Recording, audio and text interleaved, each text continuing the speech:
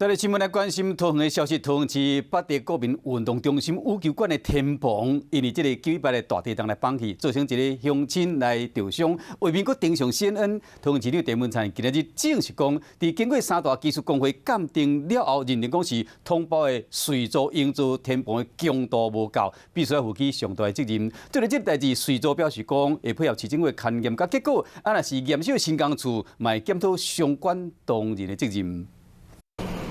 我掉下来！哎呦！地动一个海，体育馆天棚规绑落来，一片搁一片房仔就安尼搁伫咧涂骹。9·18地动，桃园震度3级，北投运动中心的羽毛球场所表出严重灾情。这个位置若互国际看到老的海，毛各界拢来骂桃园市政府。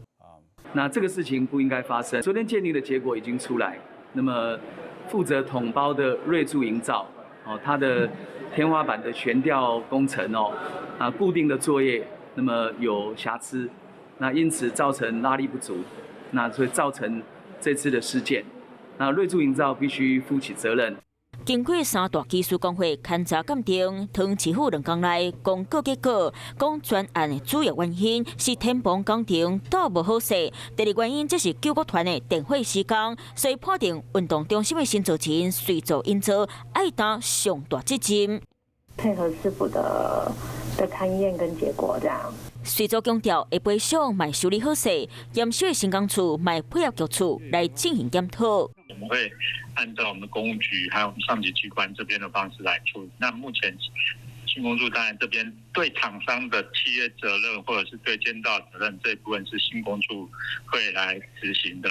一场地动，互施工的问题看现现，市府会伫咧2天内拆掉天棚，等修理好势，才会开放运动中心。若所落来通报商的责任，会照契约规定检讨相关人员的处罚，待等调查厘清后，才会对外说明。 有事没事赶紧转开华视，还没有订阅华视的 YouTube 频道吗？赶紧按赞、订阅、开启小铃铛，我们华视 YouTube 见。